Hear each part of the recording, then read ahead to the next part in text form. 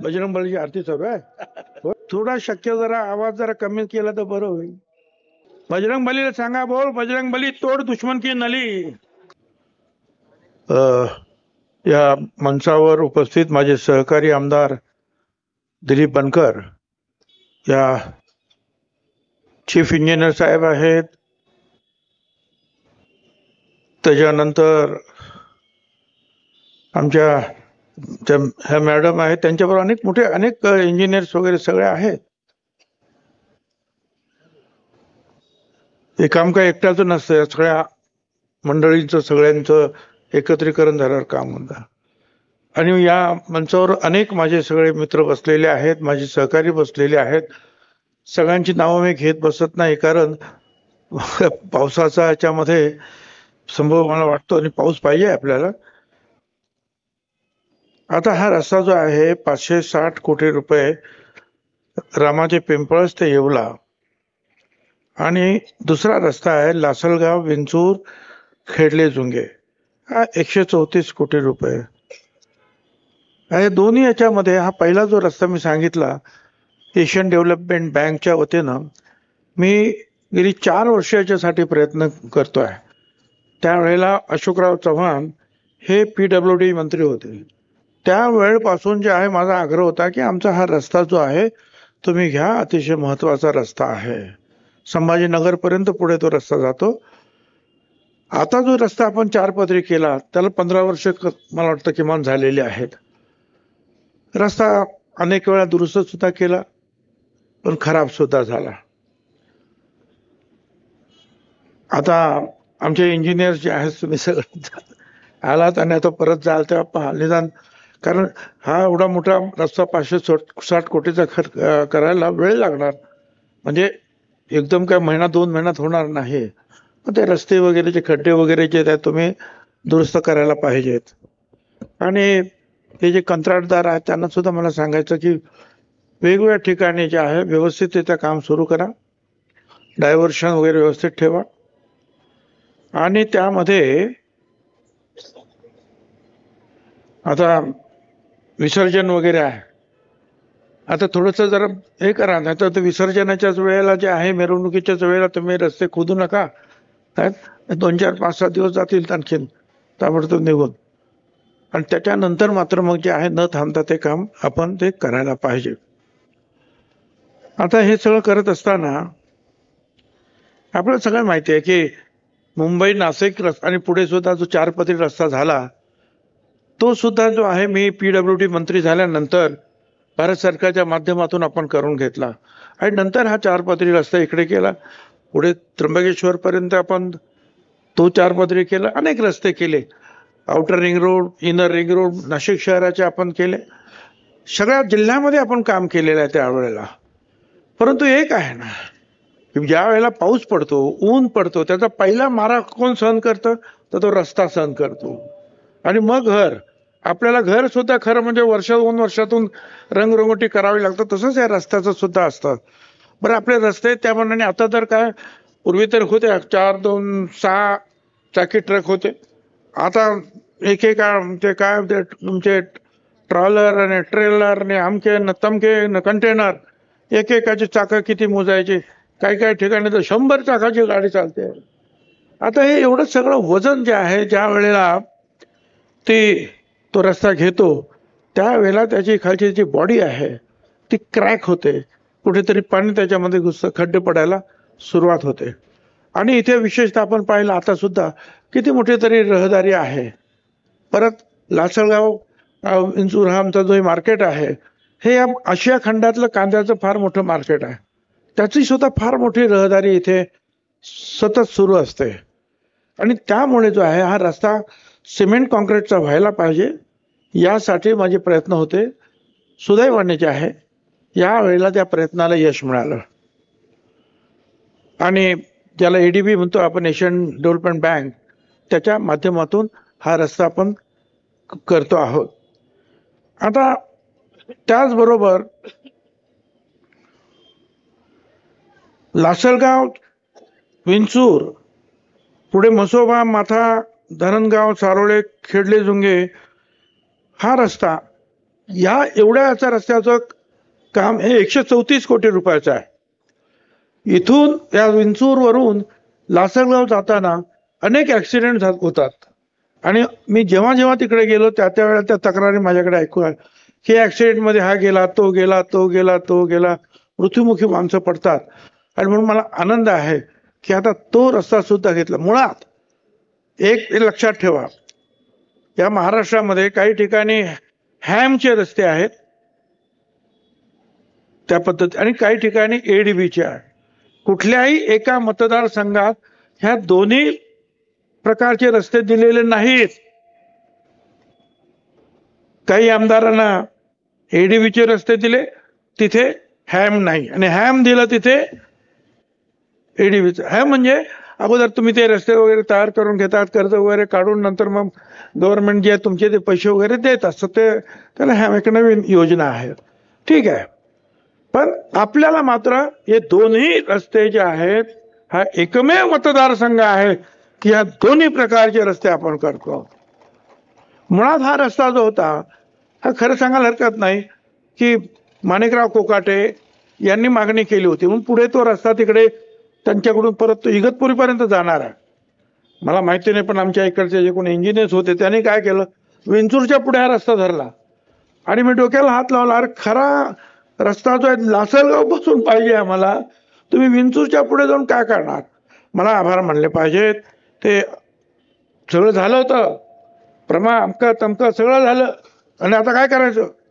पण अतुल चव्हाण म्हणून आपले इंजिनियर्स तिकडे पुण्याला, त्यांच्याकडे हे हॅमचे रस्ते, त्यांना मी फोन केला आणि त्यांना सांगितलं तुम्हाला कल्पना आहे लासलगाव काय आहे ते, आणि मग हा पुढे रस्ता करण्यापेक्षा तिथूनच रस्ता करायला पाहिजे. आणि मग परत एकदा जो आहे हा सगळे जे आहेत आराखडे बनवण्यात आले, त्यांचे मला आभार मानले पाहिजेत. तसे ते आभार जे आहेत अनेकांचे मानले पाहिजेत. हे आमच्या additional chief secretary Manisha Mhaiskar, OP Gupta saheb जे फायनान्स बघतायत, चीफ इंजिनियर एडीबीचे आहेत शरद राजभोज आहेत, चीफ इंजिनियर रणजित हांडे आहेत हॅमचं काम बघतात. या सगळ्यांचं जे आहेत मी जाहीर आभार मानतो, कारण सहकार्याशिवाय हे काम होत नाही. एखाद्या अधिकाऱ्याने अडवायचं ठरलं तर मग ते गेलं, तुम्ही कितीही चक्रा मारा. 100 रुपये आणायचे असले आणि 1 लाख रुपये आणायचे तर तरी किती त्रास आहे. आता आज जवळजवळ 564 कोटी आणि 100 काय ते हे जे आहे 134 कोटी 560 कोटी 700 कोटीवर ही काम आहेत. आणि एकूण आता जी कामं मी सांगितली बघा तर तुम्हाला आश्चर्य वाटेल, जवळ 2000 कोटी रुपयाची कामं या क्षणाला या लासलगाव येवला मतदारसंघामध्ये सुरू आहेत. 2000 कोटी रुपयाची. आता हे तर ऐकायला येत आहे सगळ्यांनाच, काय आता गेल्या काही दिवसापासून अडचणी होतात. मध्ये सरकार बदललं, त्या सरकारमध्ये आम्ही नव्हतो 5 वर्ष, त्यातले 2-2.5 वर्ष मगाशी कोणीतरी सांगितलं की अतिशय सुंदर महाराष्ट्र सदन बांधले. खरं आहे, अतिशय सुंदरच आहे. राष्ट्रपतींनी त्यावेळेस सांगितलं की राष्ट्रपती भवनानंतर या इमारतीचा क्रमांक लागतो. तो सुद्धा आम्ही आणि आमचे PWDचे सगळे अधिकारी मिळून ते सगळं केलं होतं. अजूनही एक नवा पैसा त्या कंत्राटदाराला दिलेला नाही. आता हे मी सांगितलं तर तुमचा कोणाचा विश्वास नाही बसणार. 15 वर्ष जवळजवळ झाले, केसेस घातल्या माझ्यावर, केसेस काय झालं. आता 2-2.5 वर्ष ते गेले आमच्या आतमध्ये जेलमध्ये. माझ्याबरोबर समीर भाऊनं पण, त्याच्यानंतर त्यांनी जो बनवला तो महाराष्ट्र सदन, ते पण त्यांच्यावर पण केसेस. आणि कोर्टात जेव्हा केस उभी राहिली तेव्हा 2 प्रश्न विचारले त्यांनी. महाराष्ट्र सरकारनं आतापर्यंत या कंत्राटदाराला ज्याने एवढे सुंदर बांधलेलं आहे ते महाराष्ट्र सदन एकटंच नाही, महाराष्ट्र सदन एक 5 स्टार RTOचं ऑफिस अंधेरीला आणि हायमाउंट गेस्ट हाऊस, 4-5 प्रकरणं आहेत त्याच्यात.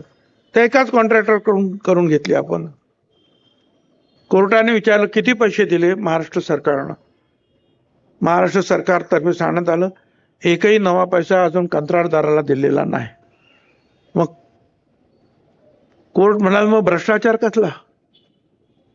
तुम्ही पैसेच दिले नाही अजून, त्याला पैसे तर द्या, मग तो काय करेल, भ्रष्टाचार होतो का नाही पाहिजे. आणि 100 कोटीचं ते मुळात कॉन्ट्रॅक्ट जे आहे ते दिलं होतं सगळ्यांनी मिळून, म्हणजे 2 वेळा मंत्रिमंडळाची बैठक झाली आणि त्यामध्ये मंजूर झालं. मी PWD मंत्री म्हणून मी आणि समीर भाऊ त्याला खासदार दिल्लीत बसायचे, त्यामुळे आम्हाला पाहिजे तसं ते करून घेतलं. राजस्थानचे लोक वगैरे कामाला लावून. आता हे सगळं झाल्यानंतर मग कोर्ट म्हणाला आता तुम्ही पैसे दिले नाहीत, आता ही केस डिस्चार्ज, केस चाललीच नाही, केस डिस्चार्ज झाली. आता हे असे सगळे प्रकरण, आता त्याच्यामध्ये ते 2 वर्ष गेले आमची, 2.5 वर्ष. त्याच्यानंतर करोनामध्ये 2 वर्ष गेली, मध्ये सरकारमध्ये नव्हतो, रस्ता खराब झाला, सातत्याने मगाशी सांगितलं सातत्यानं त्याची डागडुजी पाहिजे, नाही झाली, अगदी खराब रस्ता. आता मला तुम्ही सांगा, मी ज्या वेळेला सांगतो मी एवढे 2000 कोटीची कामं केली. अनेक लोकांचं म्हणणं आहे की तुम्ही सगळे पक्ष सोडून इकडे गेला तिकडे गेला सरकारमध्ये गेला. मी आता सरकारमध्ये गेलो नसतो तर हे रस्ते झाले असते. हा विंचूरचा आमका तो रस्ता, तो 560 कोटी रुपयाचा, ते मांजरपाडा पाणी काय आता सांगतो तुम्हाला किती काय काय काम असतं. 2000 कोटी आज सुरू आहेत, त्याच्या अगोदरचे झालेत ते मी धरत नाही आहेत. कसे झाले असे रस्ते? आणि आम्हाला आपण निवडून देता ते विकासासाठी. किंबहुना मला इथे तुम्ही आणलं, इथले अनेक काही नेते होते, नेवल्याचे नेते होते, त्यावेळेला मी त्यांना विचारलं बाबा माझा नेवल्याचा काय संबंध काय? मी फक्त जे एखाद्या शाखेचं उद्घाटन करायला किंवा पक्षाचं एखाद्या कार्यालयाचं उद्घाटन करायला यायचो आणि अर्धा तासात जायचो, माझा काय संबंध? ते बोले नाही, तुम्ही आम्हाला विकासासाठी पाहिजे आहात. पवार साहेबांचं म्हणणं होतं की जुन्नरला उभे राहा, कारण तिकडे माझ्या पण ओळखीचे आमचे भाजी मार्केटचं मी आजही अध्यक्ष आहे, भायखळा भाजी मार्केट, सगळ्यात जुनं मार्केट मुंबईचं. आणि ती सगळी मंडळी कुठून आलेली आहेत? बरेचसे जे आहेत 70% जुन्नरचे. मुळात आमचे जे आहेत वाडवडील ते पण जुन्नरचे. आणि पवार साहेबांनी माझ्या दृष्टिक्षेपातला, माझ्या हातातला तालुका आहे. पण मी सांगितलं नाही, आज जिथे पाऊस पडत नाही अजिबात, महाराष्ट्रात सगळ्यात दुष्काळी तालुका जर कुठला असेल तर तो येवला आहे. तिथे रस्ते नाहीत, काहीच डेव्हलपमेंट नाही, मला तिथे जायचं. पवार साहेब म्हणले तुमची मर्जी, आणि मी आलो आणि झपाट्याने काम सुरू केलं. आणि मी त्याच वेळेला सांगितलं होतं विकास हा माझा धर्म आहे, विकास ही माझी जात, विकास ही माझी भाषा, मला दुसरं काही येत नाही. तर काही लोक जातीवरून हे करतात. अरे जातीवरून काय करतात? मी तर 90 साली जे आहे ओबीसीला आरक्षण द्या, गरीब भटक्या विमुक्तांना आरक्षण द्या यासाठी शिवसेना सुद्धा सोडली. त्याचं मी नवीन काय केलं? मी फक्त सांगितलं की बाबा इथे काय अडचण, त्यांना वेगळं द्या, वेगळं आरक्षण दिलं मराठा समाजाला सुद्धा. परंतु काही लोक जे उगीच पेटवापेटवी करण्याचा प्रयत्न करतात, दिशाभ्रम करण्याचा प्रयत्न करतात. पण आज सुद्धा मी तुम्हाला सांगतोय, मी विकासाची कामं पूर्ण केली. हे 4 पदरा रस्ता मी केला, 4 पदरी.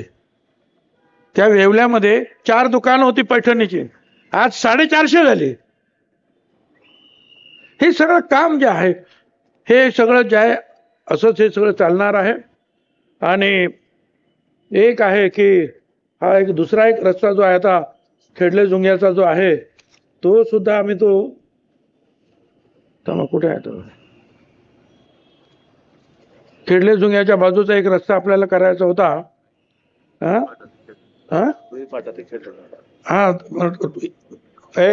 कुठे रुई फाटा ते खेडले जुंगे, तिकडचे लोक आले की हा रस्ता असा नका वळू, असा न्या. तर हा सुद्धा रस्ता 6 किलोमीटरचा, हे काम आपण चीफ मिनिस्टर जे आहे, मुख्यमंत्री ग्राम सडक योजनेतून टप्पा 3 मधून करतो आहोत. आणि 10 कोटी रुपयाच्या हा रस्त्याच्या कामाला या आठवड्यामध्ये 8 ते 10 दिवसामध्ये आपल्याला परवानगी मिळणार आहे.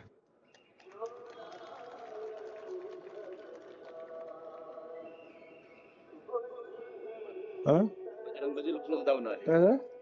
बजरंग बली सुद्धा धावून आले तुमच्यासाठी.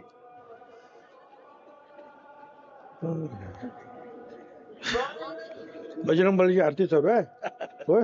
नाही नाही, आरती नाही, हनुमान चालीसा दररोज लागते.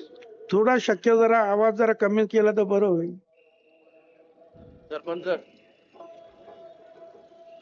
थोडा वेळ आवाज कमी करा. थोडं पोलिसांना माझं सांगणं आहे, एक 10 मिनिटं. बजरंग बलीला सांगा, बोल बजरंग बली तोड दुश्मन की नली. जरा आवाज जरा कमी करा. मी सुद्धा बजरंग बलीचा भक्त आहे बाबा. त्याच्याच आशीर्वादाने हे सगळं काम सुरू आहे. जरा पोलीस इन्स्पेक्टरनी ताबडतोब जरा त्याची दखल घ्यावी, तिथे असतील पोलीस त्यांनी ताबडतोब.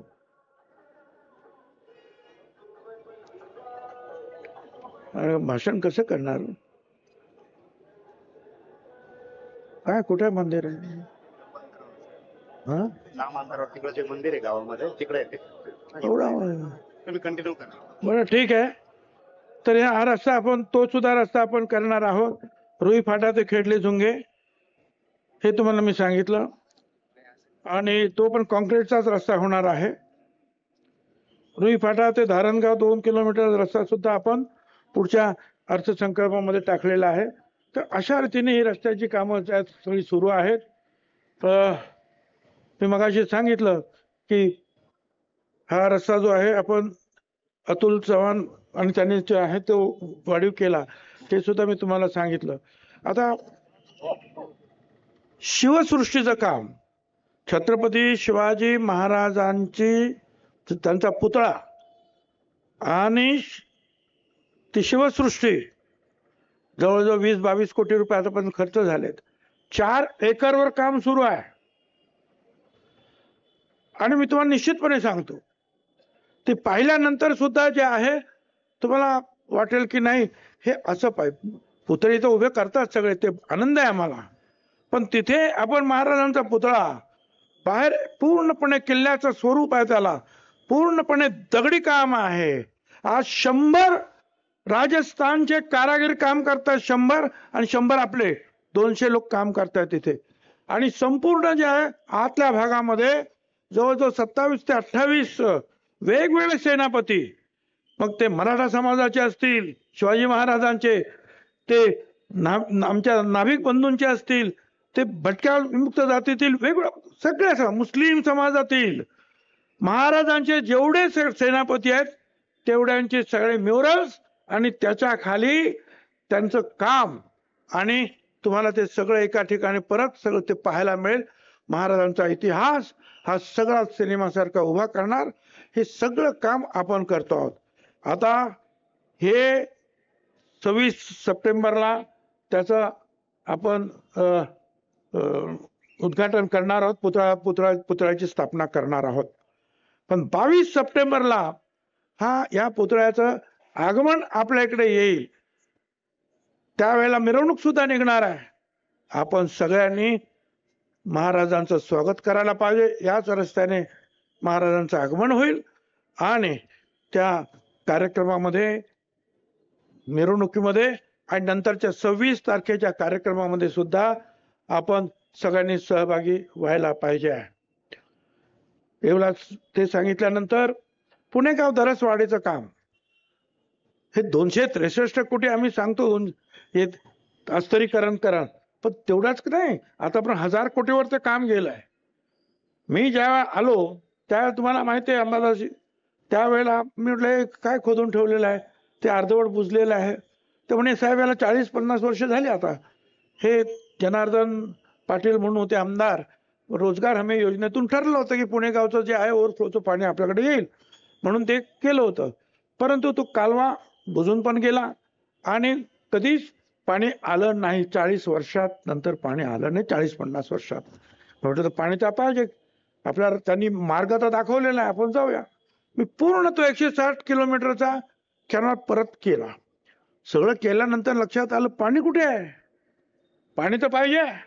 आणि मग एक लक्षात घ्या, ज्यांना माहित नाही ना, जे शहाणे सांगतात काय किंवा माझ्यावर टीका करतात, फार पूर्वी किती वर्ष झाली मला माहिती नाही, ऍग्रीमेंट झालं मराठवाड्याच्या आणि आपल्या इकडच्या नेत्यांचं की आम्हाला पाणी पाहिजे म्हणून वरून वर एकही तुम्ही धरण बांधायचं नाही. आता पिण्याच्या पाण्याचं नाशिकचं वगैरे धरण आपण करू, पण बाकीची धरणं तुम्ही बांधायची नाही. म्हणून तुम्हाला नेहमी लक्षात साधे साधे आपण बंधार केलं की साधे साधे जे आहेत आपण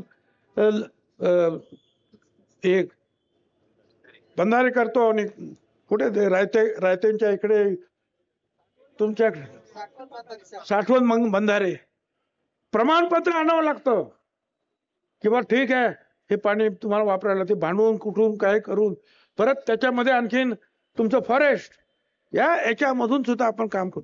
सांगण्याचा उद्देश का की धरण बांधता येत नाही, पाणी मग आपल्याला येणार कसं.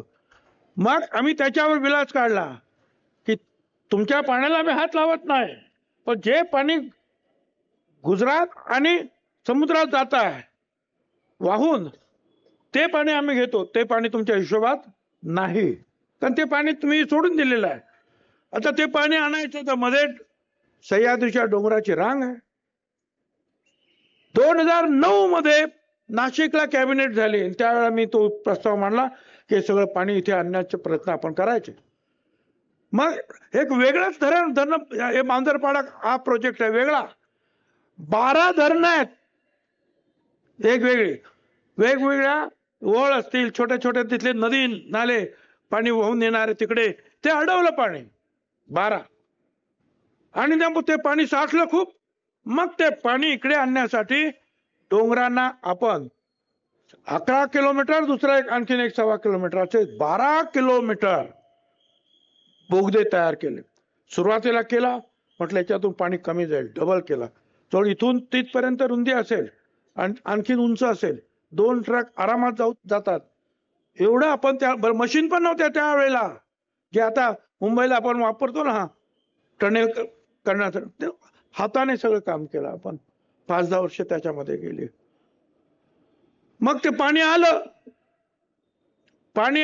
सगळं आलं, पण पाणी पुढे कुठे काय येईना, कारण मध्ये शेतकऱ्यांचा जे आहे तो कालवा होता तो फुटायचा. अरे पाणी बंद करा, आमच्या शेतं उपळली, पाणी सगळं जिरायचं, पाणी सगळं पर्क्युलेट व्हायचं. 160 किलोमीटरचा प्रवास करायचा ना. आणि मग म्हटलं आता ह्याच्यावर पण आता मार्ग काढायचा, आणि 160 किलोमीटरचं जे आहे अस्तरीकरण करायचं काम याच वर्षात सुरू केलं. 1.5 वर्षाचा त्यांना आपण वेळ दिलेला आहे, पण 6 महिन्यामध्ये आपण 80% काम त्यांच्याकडून करून घेतलं. त्यावेळेला पाणी आलं ते एकदम 160 किलोमीटरवर पोहोचलं, सगळ्यांना पाणी मिळालं.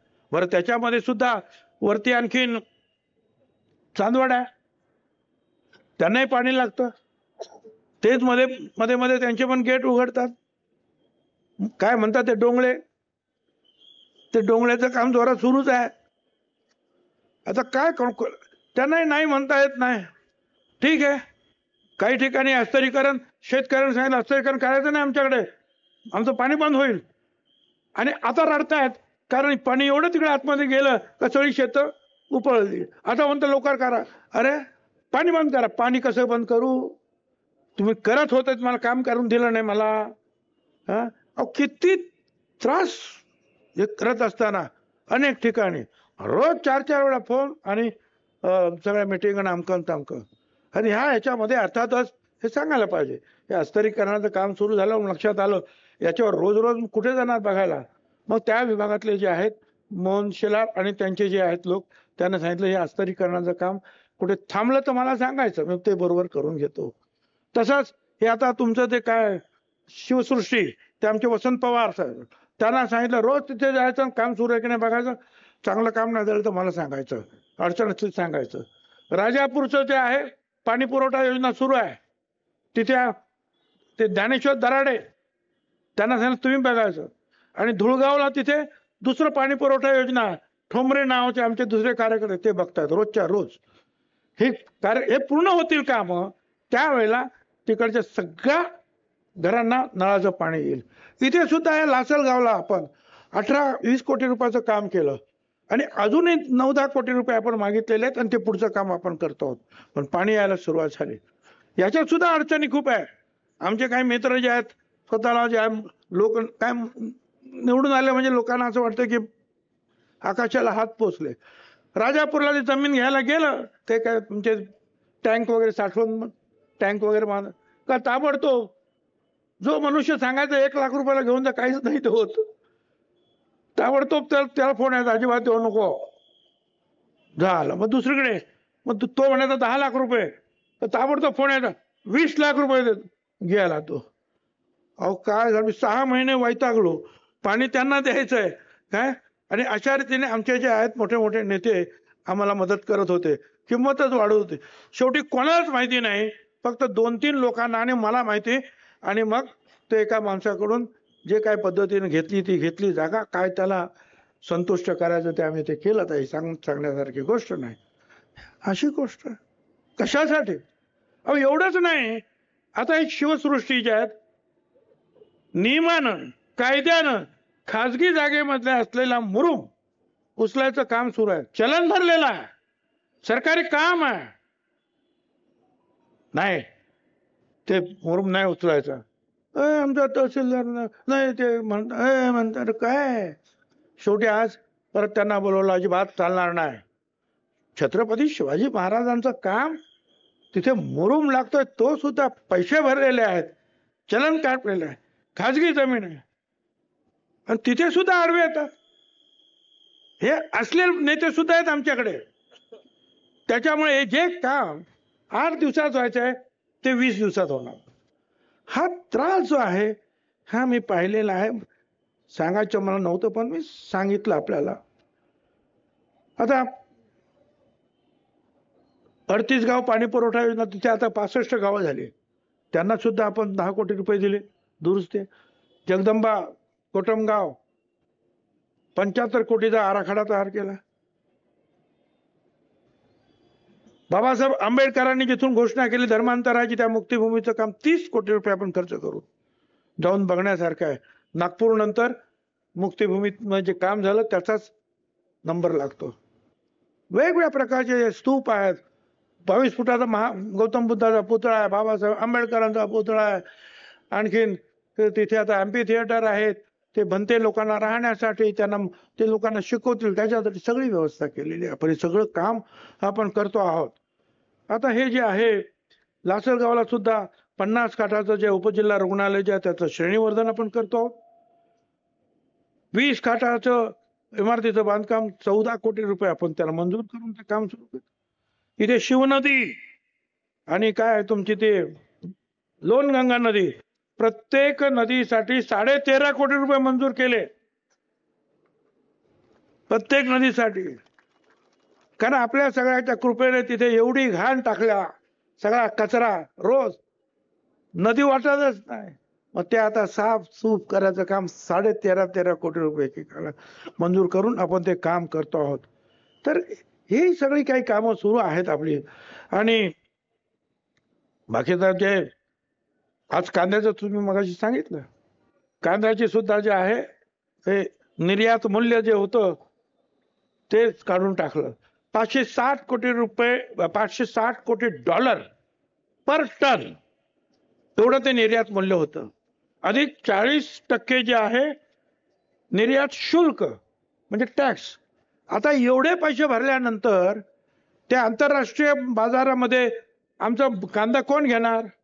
एवढे पैसे तिकडचा कांदा स्वस्त. आपला कांदा हा असाच $560 पुढे भाव पाहिजे.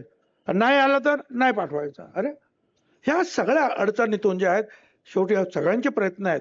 मुख्यमंत्री असतील उपमुख्यमंत्री सगळ्यांचे आमचे प्रयत्न इथले लोक सगळ्यांनी प्रयत्न केले. मार्केटवाल्यांनी प्रयत्न केले आणि आज ते निर्यात मूल्य संपलं आणि निर्यात शुल्क सुद्धा जे आहे हे 40% वरून 20% आलं आहे. त्यामुळे जे आहे हे सगळं जे आहे आज कांद्याचा प्रश्न सुटला. लासलगाव बाह्य वळण जे आहे 109 कोटी रुपयाचा रस्ता आहे. लासलगाव बाह्य वळण. आणि आताच आम्हाला आमच्या या इंजिनियर्स जे आहेत आमचे सहकारी मॅडम आहेत, चीफ इंजिनियर आहेत, त्यांनी सांगितलं मार्च पर्यंत हा रस्ता आम्ही पूर्ण करू, 109 कोटी रुपयाचा स्टेजवर त्यांनी सांगितलं. त्यांचे मी आभार मानतो आहे. आता बाकीचं काम तर खूप आहे. मुख्यमंत्री लाडकी बहीण योजना 1,01,000 भगिनींना, लासलगाव येवल्यामधील भगिनींना पैसे आले. 1,01,000 एवढ्या भगिनींना पैसे आले 2 महिन्याचे. आणि आता हा 3रा महिन्यात ते पण पैसे येतील. पुढच्या महिन्यामध्ये नोव्हेंबर आणि ऑक्टोबर 2 महिन्याचे पैसे येतील.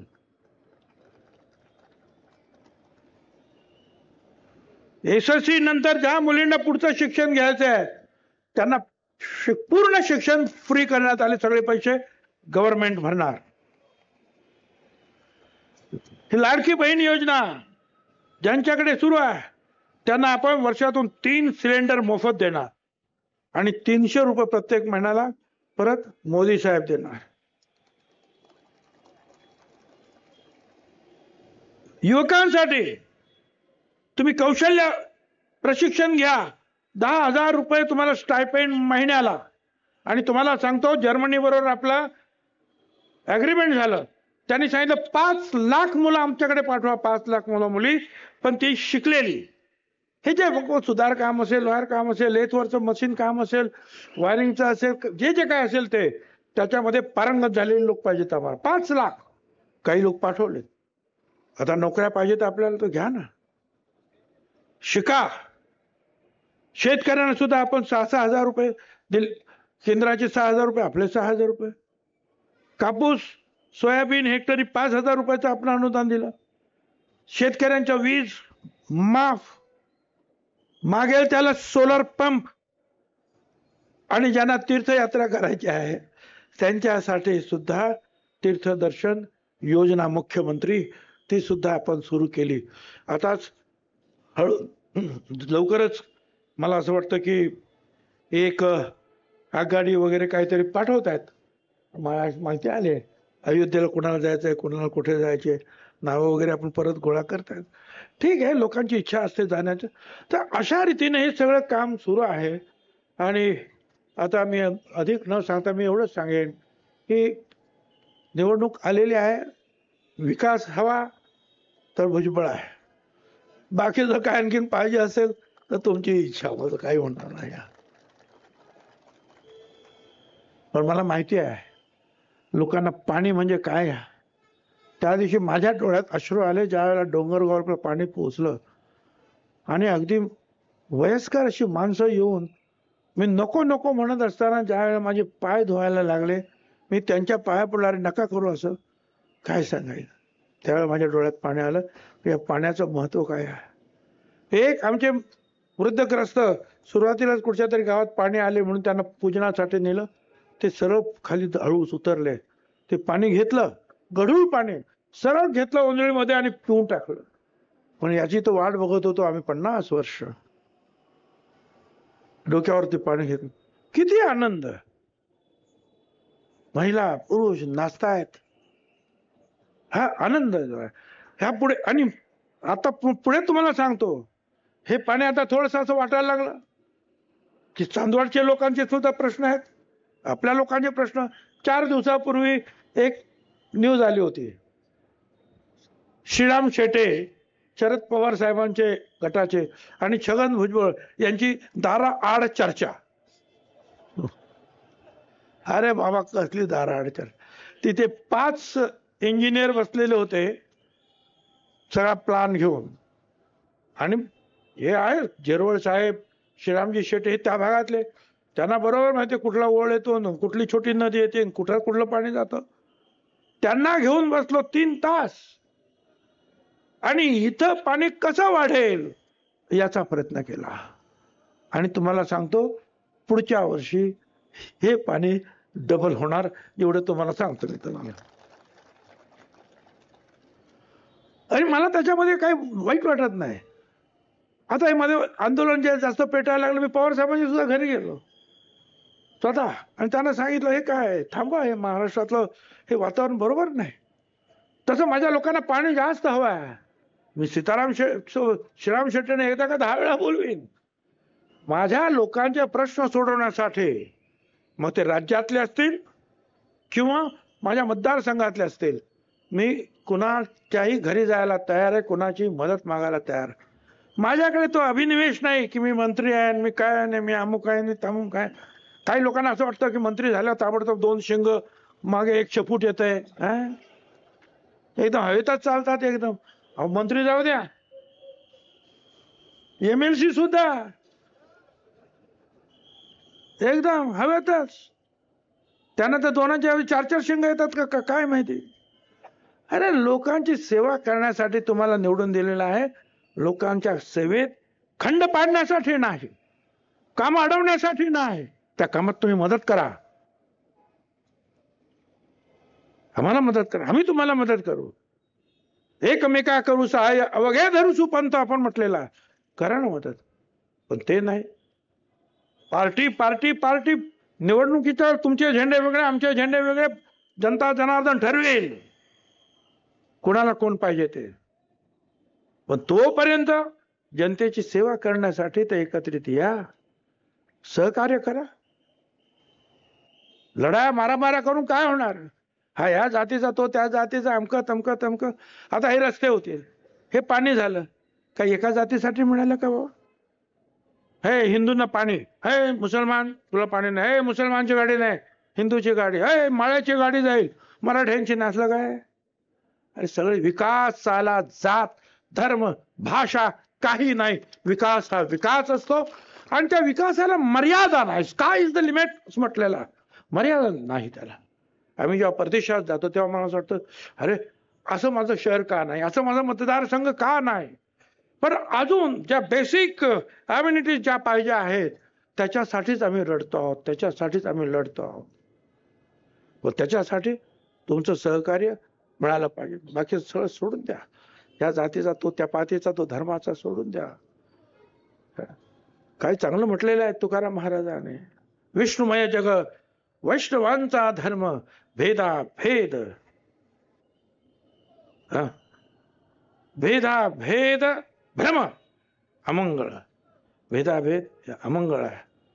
सगळं विष्णुमय जग. ज्ञानेश्वरांनी ते सांगितलं, अवघे विश्वाची माझे घर. एका आमच्या मुस्लिम कवीनं सुद्धा सांगितलं, मजहब नहीं सिखाता आपस में बैर करना, हिंदी है हम वतन है हिंदुस्तान हमारा. सगळ्यांनी एकत्रित काम करा, सगळ्यांना ती मदत मिळेल. ही सगळी आता मदत मिळाली. लाडकी बहीण सगळ्या जातींना मिळाली. आमच्या मुस्लिम भगिनींना सुद्धा मोठ्या प्रमाणावर त्याचा फायदा झाला. सगळ्या लहान सहान भटक्या मुक्तांपासून सगळ्यांना. आणि त्याच्यामध्ये आमचे जे कार्यकर्ते आहेत त्यांनी फार मोठं काम केलं.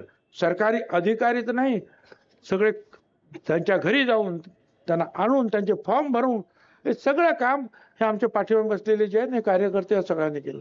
सगळ्यांची नावं मला घेता येतं, पण या सगळ्या कार्यकर्त्यांची, आणि पुढे अनेक कार्यकर्ते बसले आहेत, स्टेजवर जागा नाही म्हणून पुढे बसलेले आहेत एवढंच, म्हणून त्यांची नावं सुद्धा मला घेता आले नाही. पण हे एकट्याचं काम नाही भाऊ, हे साथी हात बढ़ाना, एक अकेला थक जाएगा. तर हे सगळी मंडळी जी आहेत काम करत आहेत. 22 तारखेला मुख्यमंत्र्यांच्या हस्ते नाशिकच्या मुंबई नाका चौकात महात्मा ज्योतिराव फुले आणि सावित्रीबाई फुले यांचे पुतळे बसवण्यात येणार आहे. आणि त्या पुतळ्याचं वैशिष्ट्य काय आहे, ते पुतळे आहेत, अर्धपुतळा आहे, अर्धपुतळा, पूर्ण पुतळा नाही दोघांचे. पण एकेका पुतळ्याची उंची जे अर्धपुतळा जो आहे 12 फूट आणि रुंदी 15 फूट आहे एकेका पुतळ्याची. म्हणजे कदाचित जगातला सगळ्यात मोठे अर्धपुतळे आहेत. आणि तिथे सुद्धा चाललेलं काम, शिवसृष्टीचं काम, अनेक काम, याच्यामध्ये अनेक लोक मला मदत करतात. विशेषतः जे आहेत समीर भाऊ, हे तर सगळ्या कामामध्ये जे आहेत त्यांना सिव्हिलचं ज्ञान चांगलं असल्यामुळे, अभ्यास केल्यामुळे त्यांनी प्रत्यक्षपणे जे आहे प्रत्येक गोष्ट ते अशीच पाहिजे तशीच पाहिजे हे सगळं करतात. कल्पना पण त्यांच्या तिकडच्या इकडच्या. मग नाशिकच्या आमचे नावं घेण्यासारखे खूप आहेत. ते दिलीप खैरे आहेत, ते सुद्धा येतात, ते सुद्धा काम करतात. मगाशी सांगितलं पण काही कामं वाटून दिली ते तुम्ही लोक सुद्धा काम कर. आता रस्त्याचं आहे तर रस्त्याची सुद्धा कामं जशी इतरांना दिली तशी तुम्हाला पण दिली पाहिजे. त्यामुळे येवला आणि ह्या परिसरामध्ये या विंचूर लासलगाव ह्या परिसर हे सगळं काम डिके जगताप साहेब हे तुम्ही बघायचं आहे. इकडचं काम आणि तिकडचं काम बरोबर होतं की नाही हे बनकरांना बघतील. त्याला कामाचं वाटप आपण मोकळे, काय अडचण आली तर सांगायचं आणि काम चांगलं करून घ्यायचं. अर्थात त्यांना त्यांची सहकारी पण मदत करतील गावोगावचे वेगवेगळे लोक. कारण एक मी त्यांना सांगितलं ते आणखी लोकांची मदत घेतील. पण हे काम सगळं चांगलं कसं होईल, व्यवस्थित कसं होईल. आणि आम्हाला फक्त सांगायचं अडचण काय असली तर ते आम्ही सोडवण्याचा प्रयत्न करू. मी अधिक काही बोलत नाही. पावसानं खरं म्हणजे आमची विनंती ऐकली. बजरंगबलीच्या मंदिरातील लोकांनी सुद्धा माझी विनंती ऐकली. मी त्यांचा पण आभारी आहे. आणि तो परमेश्वर तुम्हाला आम्हाला सगळ्यांना शक्ती, बुद्धी, युक्ती देवो. ही कामं जी आहेत अशीच आपल्या हातून अधिकाधिक कामं जी आहेत झाली पाहिजेत यासाठी जे आहेत आपण प्रयत्न करू. आणि यापुढे सुद्धा हा विकासाचा रथ असाच सुरू राहील एवढं सांगतो. पुन्हा एकदा सगळे इंजिनियर्स आणि कार्यकर्ते त्यांचे आभार मानतो. थांबतो. धन्यवाद. जय हिंद, जय महाराष्ट्र. केवळ आपल्या दमदार नेतृत्वामुळेच या रस्त्याला बळकटी मिळणार आहे. आपल्या शुभ हस्ते लवकरच याचा लोकार्पण सोहळा होईल आणि हा पूर्ण या ठिकाणी संदीप भाऊनागरे यांच्या हस्ते साहेबांचा सत्कार होतोय. ज्यांना कोणाला सत्कार करायचा आहे त्यांना मी विनंती करतो त्यांनी आदरणीय साहेबांचा सत्कार करावा. त्याचबरोबर आजच्या कार्यक्रमाचं आभार प्रदर्शन श्री विलासभाऊ गोरे यांनी करावं अशी मी त्यांना विनंती करतो. ज्या सुरक्षेची आपण वाट पाहत होतात तो सुरक्षण आज या ठिकाणी अवतरला आहे. आमदार भुजबळ साहेबांनी येवला ते पिंपळस ते येवला आणि लासलगाव चांदोड हद्द ते खेडला या रस्त्याचं भूमिपूजन या ठिकाणी झालेलं आहे. एबीपी माझा, उघडा डोळे बघा नीट.